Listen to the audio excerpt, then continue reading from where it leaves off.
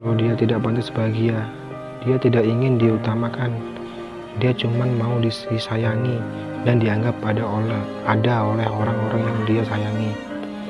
Hanya itu dan tidak lebih. Dia ingin diberi perhatian walau sedikit saja. Dia yang sadar karena sudah sebatang kara, dia pikir dengan berada di rumah ini bisa membuat hidupnya berwarna. Setidaknya dia masih Trust me, darling. Trust me, darling.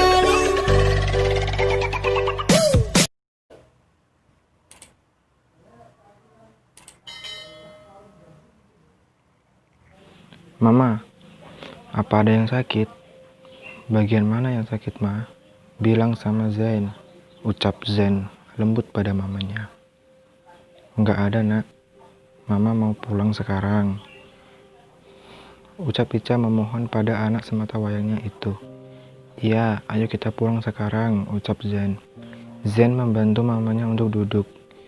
Tante harus banyak istirahat, dan untuk selebihnya sepertinya saya tidak perlu repot-repot menjelaskan lagi.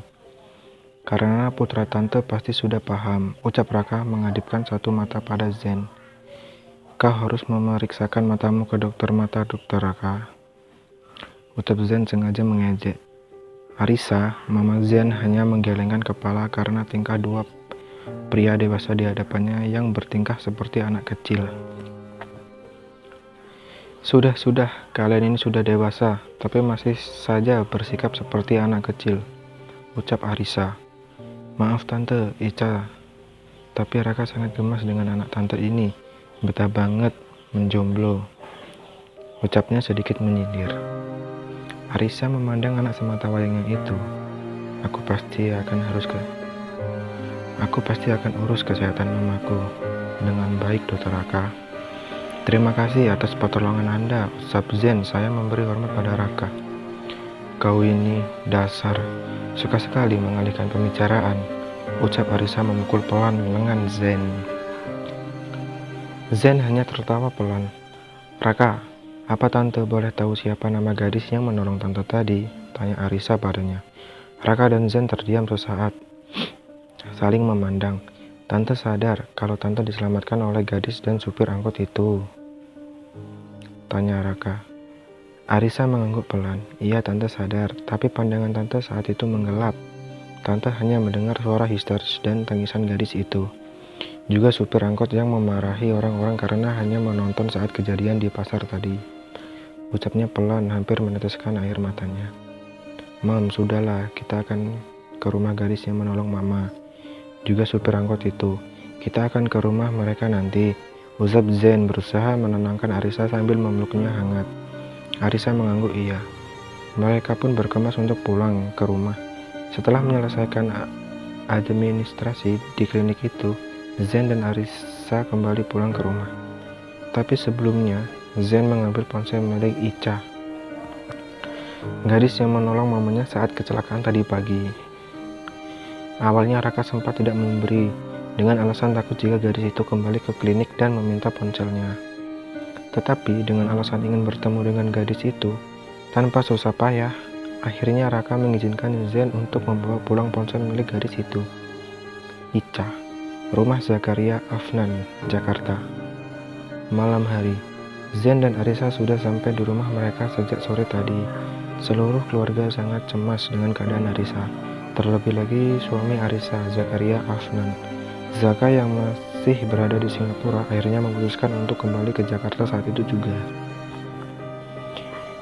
Arisa yang akrab disapa Ica membuka suara kepada seluruh keluarga tentang kejadian kecelakaan yang dialaminya pada pagi tadi. Saat dia belanja ke pasar, fokusnya tertuju pada seorang gadis yang dengan berani menolong dia yang bersimbah darah. Bahkan dia menceritakan bagaimana tulusnya gadis itu saat menolong tadi.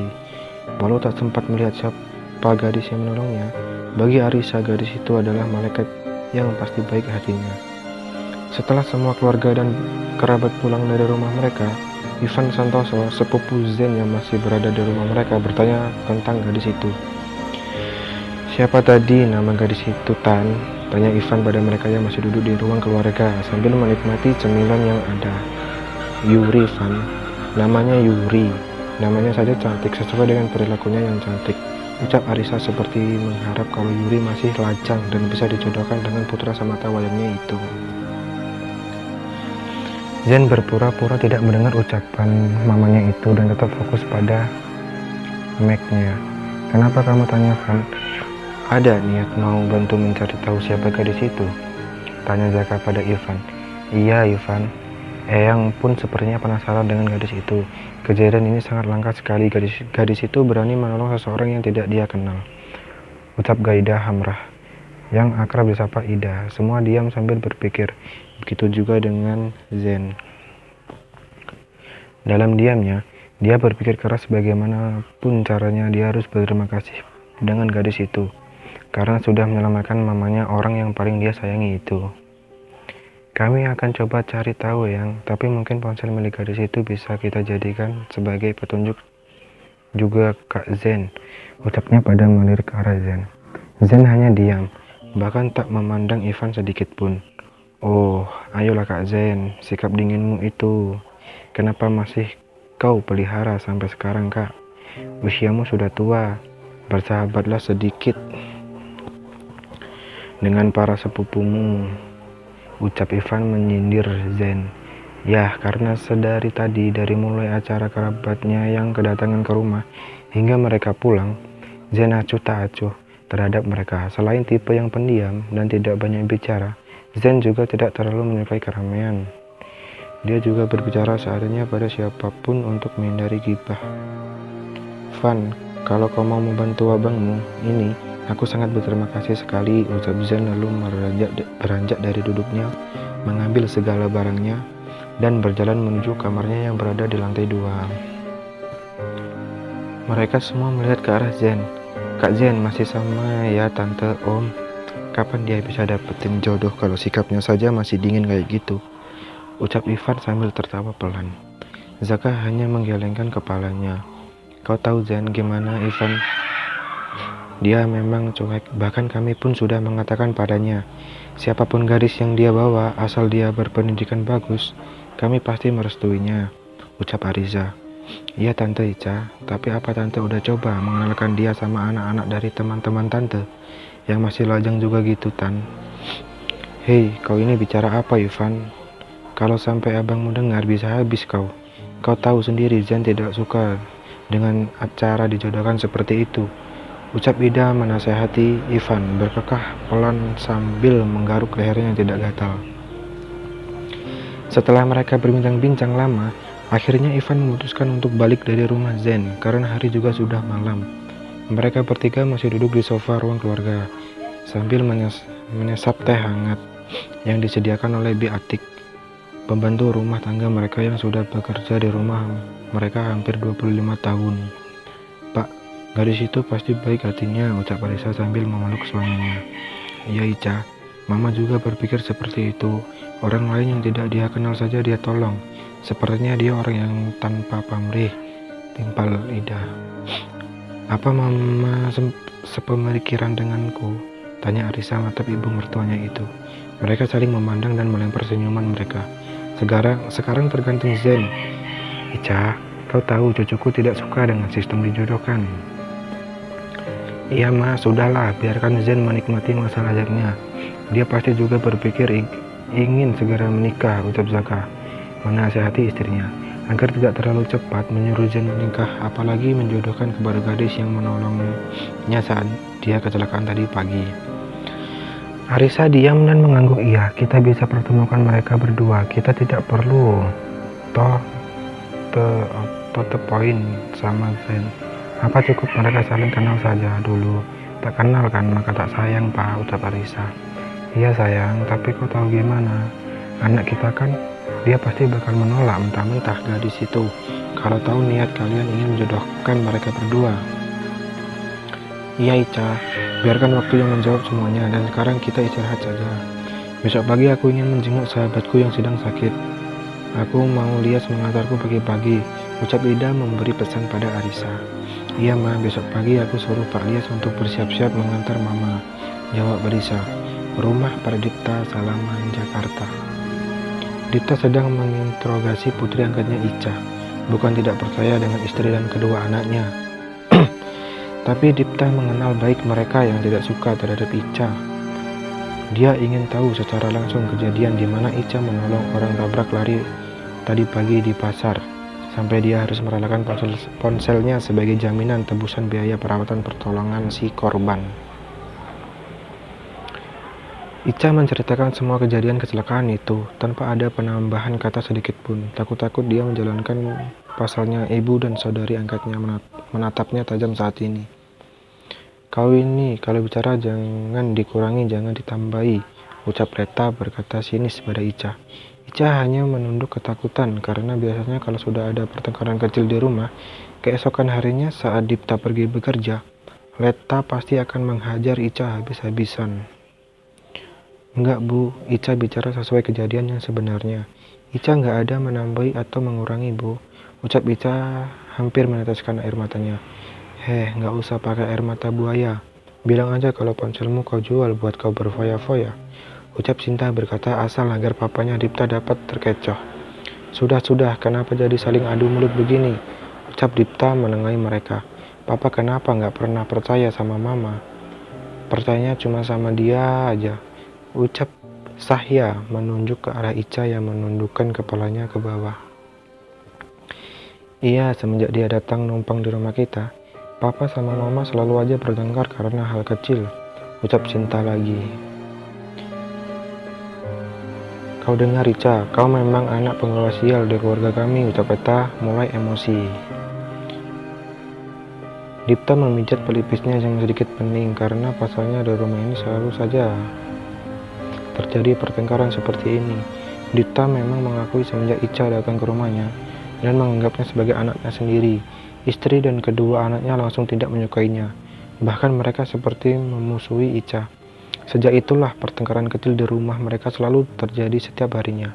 Dipta ingin sekali membuat Ica nyaman dengan mengontrak rumah sepetak khusus buat Ica, agar Ica tidak selalu disuruh-suruh atau dibentak dimarahi oleh istri dan anaknya. Tapi janjinya kepada almarhum kedua sahabatnya membuat Dipta mengurangkan niatnya itu. Dia juga kasihan melihat Ica yang sekarang sebatang kara.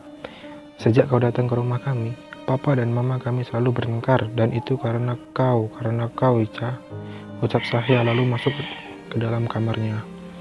Sinta juga ikut masuk ke dalam kamarnya, sedangkan Leta dia masih menatap tajam ke arah Ica. Istirahatlah Ica, ini sudah malam, Papa mau istirahat dulu, ucap Dipta langsung berjalan menuju kamarnya.